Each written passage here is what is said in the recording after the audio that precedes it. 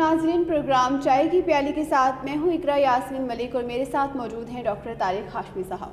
السلام علیکم سر، آج کے پروگرام میں جو میرا پہلا سوال ہے وہ انتہائی دلچسپ ہے، کیونکہ وہ آپ ہی سے متعلق ہے یا آپ جیسے دیگر اساتذہ سے جو لوگ کتاب سے بہت زیادہ محبت کرتے ہیں اور مطالعہ جن کی روٹین میں شامل ہوتا ہے۔ سر، میرا براہ راست سوال یہ ہے کہ اسٹوڈنٹس کو یا پڑھنے والوں کو عام طور پر سیمینارز آرگنائز کروائے جاتے ہیں کتاب سے محبت پر، کبھی ایک گونج سنائی دیتی ہے یہ صدی آخری ہے کتابوں سے عشق کی۔ تو سر، اب تو جو جدید لائبریریاں ہیں وہ ایسی بھی ڈیولپ ہو رہی ہیں جہاں پہ آپ ٹیب پر کتاب پڑھ سکتے ہیں، موبائل فون پر کتاب آپ کے سامنے موجود ہوتی ہے۔ تو یہ کیوں ایسا رویہ ہے کہ کتاب جو ہے صرف کاغذ کی مہک سے جب تک وہ جو ہے وہ موجود نہ ہو اس میں وہ کتاب نہیں ہے؟ تو یہ مقصد تو مطالعہ ہے ہمارا، کیا واقعی کتاب کوئی ایسی چیز ہے کہ وہ جب تک ہاتھ میں لے کے ورق گردانی نہ کی جائے تو ہمیں کوئی علم جو ہے وہ اس میں کوئی کمی رہ جاتی ہے حاصل ہونے میں؟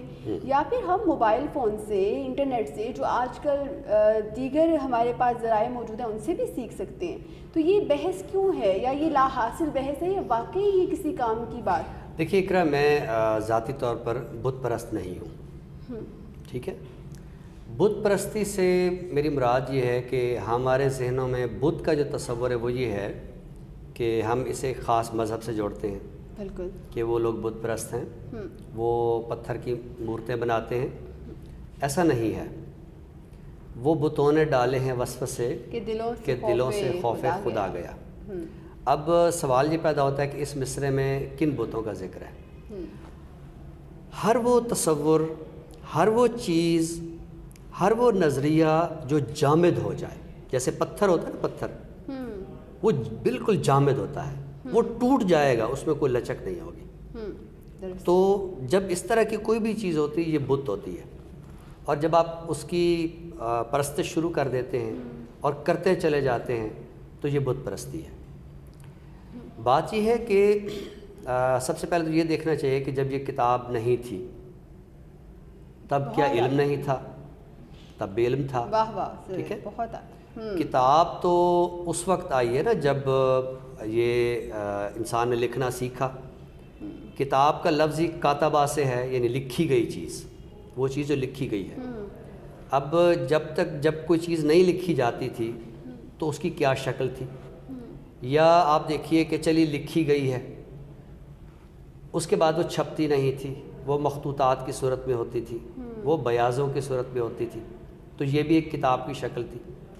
اچھا، اب آپ دیکھیے کہ جیسے آج کل کتاب کو ریپلیس کر رہی ہے جدید مشینری، موبائل فون، ٹیب، لیپ ٹاپ، تو ایسے ہی کتاب نے بھی جو مخطوطات کو اور بیاض ہے یا ان چیزوں کو ریپلیس کیا تھا پرنٹنگ پریس کی صورت میں، چھاپے خانے کی صورت میں۔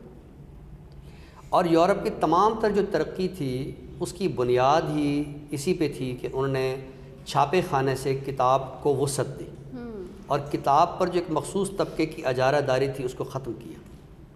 یعنی ایک وقت تھا کہ کتاب کو شاگردوں کو ہاتھ لگانا گناہ سمجھا جاتا تھا، کہ جو استاد ہے وہی ایک کتاب کھولے گا، وہ ایک لکڑی کے صندوق میں ایک بڑی سی کتاب ہوتی تھی، وہ آ کے اس کو کھولتا تھا اور وہ وہاں سے بات کرتا تھا، اور کسی شاگرد کا اس کو ہاتھ لگانا جو ہے وہ گناہ سمجھا جاتا تھا۔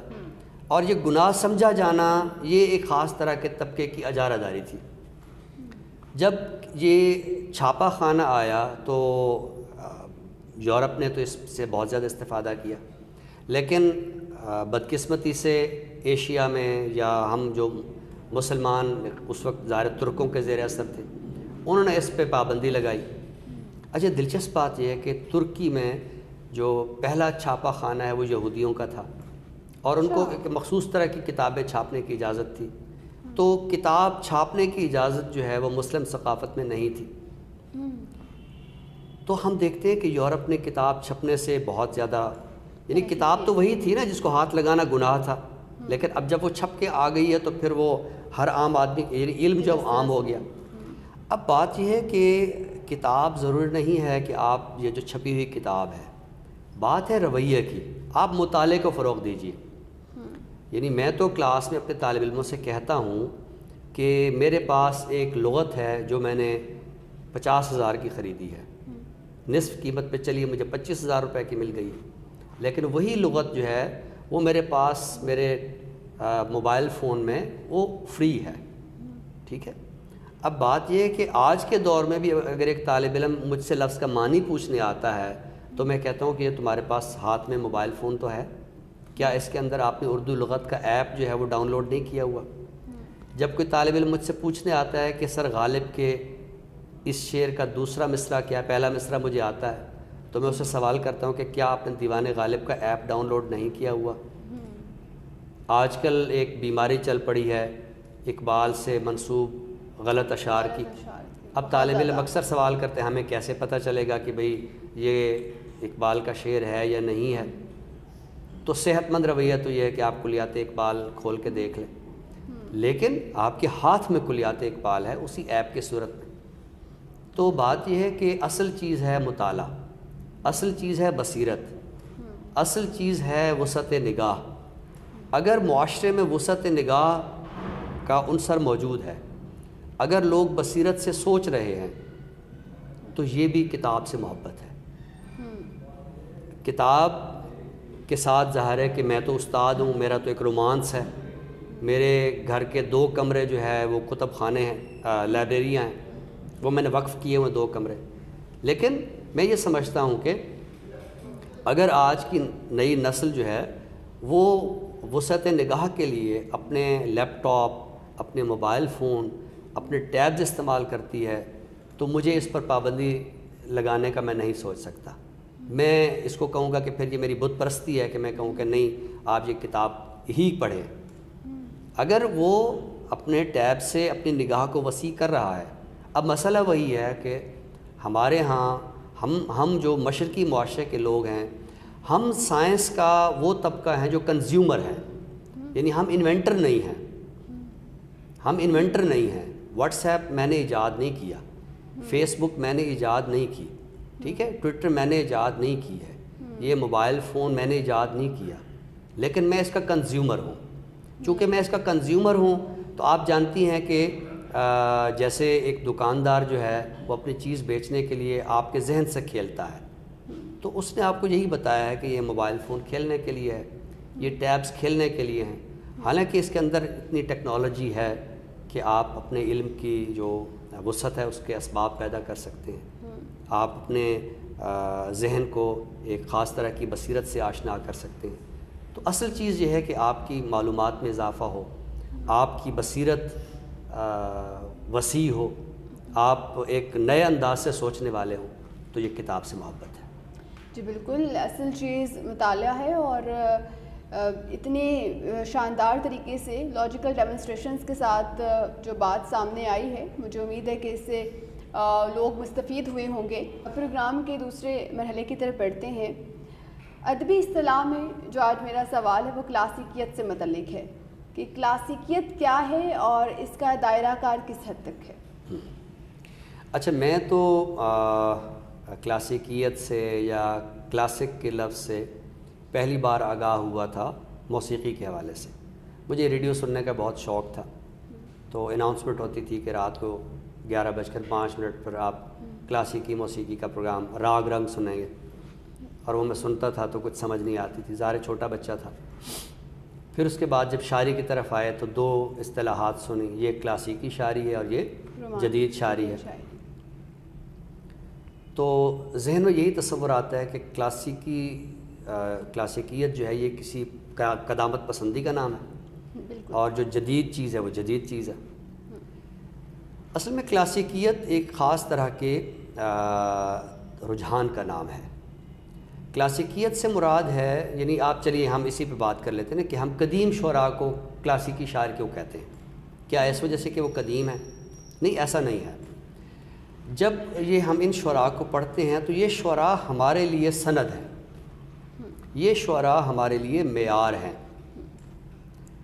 تو کلاسیکیت سے مراد ہوتی ہے معیار، سند ایک اصطلاح بول رہا ہوں، طریقہ راسخہ قدما، یعنی قدیم لوگوں کا جو راسخ طریقہ ہے اس کے طریقے پہ چلنا جو ہے یہ کلاسیکیت ہوتی ہے۔ تو جیسے میں نے کہا کہ کلاسیکیت میں معیار بندی ہوتی ہے، معیارات مقرر کیے جاتے ہیں، اور وہ معیارات بعض اوقات سخت بھی ہوتے ہیں، ان کی پیروی کرنا مشکل بھی ہو جاتا ہے۔ تو ہم دیکھتے ہیں کہ کلاسیکیت کے بالکل پھر برعکس ایک اور رجحان آتا ہے رومانٹسزم کا، رومانیت کا۔ تو رومانیت کیا ہے اس پر ہم کسی وقت الگ بات کریں گے، لیکن رومانیت کی جو اس وقت کلاسیکیت کے برعکس بات جو سمجھائی جا سکتی ہے وہ یہی ہے کہ جیسے وہ طریقہ راسخہ قدما ہے، تو ایسے قدما کے راسخ طریقے کو توڑنا، حدود کو توڑنا، ظاہر رومانی شاعری میں جو پرندہ ہے، سمندر ہے، ہوا ہے، تو یہ ساری چیزیں وہ ہیں جو حدود کو نہیں مانتی ہیں۔ تو کلاسیکیت کا مطلب ہوتا ہے معیار کی حدود میں رہنا، معیار کی پیروی کرنا، یہ کلاسیکیت ہے۔ معیار کی پیروی کرنا، بہت اعلیٰ سر، بہت اچھے طریقے سے ایکسپلین کر دیا، اور مجھے امید ہے کہ بہت سے طلباء کے اذہان میں جو سوالات اس حوالے سے تھے وہ ضرور کلیئر ہو گئے ہوں گے۔ سر آج کس کتاب کا جو ہے وہ ہم تعارف پیش کرنے جا رہے ہیں؟ عالمی سطح پہ جن شاعروں نے اپنی عظیم تر فکر اور احتجاجی نظریے سے ایک مقام بنایا، ان میں ایک نام پابلو نرودا کا ہے۔ اچھا۔ نوبل انعام بھی ان کو ملا۔ اچھا۔ اور گزشتہ کچھ عرصے سے جب کہ ہمارے ہاں ترقی پسند رجحانات نے ایک نئے انداز سے وہ سامنے آئے ہیں، ایک بلکہ زور پکڑا ہے، تو پابلو نرودا کی جو اہمیت ہے وہ دو چند ہو گئی ہے۔ تو اس وقت میرے پاس جو کتاب ہے وہ پابلو نرودا کی جو نظمیں ہیں ان کا اردو ترجمہ ہے۔ یہ پروفیسر عبدالقیوم نے ان کو ترجمہ کیا ہے، اور اس کے اندر پابلو نرودا کا جو تعارف ہے وہ بھی دیا گیا ہے، پابلو نرودا کے جو نظریات ہیں ان کا بھی ایک عکس پیش کیا گیا ہے۔ اس کا عنوان ہے میرے منہ سے بولو۔ میرے منہ سے بولو۔ میرے منہ سے بولو سے مراد یہ ہے کہ معاشرے میں بہت سارے خیالات پائے جاتے ہیں، لوگ اپنے اپنے طرز سے سوچ رہے ہوتے ہیں، یا کچھ مخصوص طبقات جو ہے انہیں اور انداز سے بولنے پہ مجبور کر رہے ہوتے ہیں۔ تو جو حریت پسند ہوتا ہے، جو عظیم فکر کا حامل شاعر ہوتا ہے، وہ ایک دعوت فکر دیتا ہے کہ جو میں بول رہا ہوں تو میرا ساتھ دو۔ تو میرے منہ سے بولو سے مراد ہے کہ یہ میرے افکار ہیں اور میں آپ کو اپنے افکار بتا رہا ہوں، اور اب میرے منہ سے بولو، یعنی جو میں سوچ رہا ہوں آپ میرے ساتھ، میری سوچ کا ساتھ دیں۔ تو یہ پروفیسر عبدالقیوم صاحب نے یہ ترجمہ کی ہیں نظمیں، تو ان میں سے ایک نظم جو ہے وہ ہم اپنے ناظرین کی نظر کرتے ہیں۔ اس کے ترجمے میں اس نے تھوڑا سا آہنگ اس طرح رکھا ہے کہ جیسے پابند نظم کا ہوتا ہے، لیکن یہ نثری نظم کا آہنگ ہے۔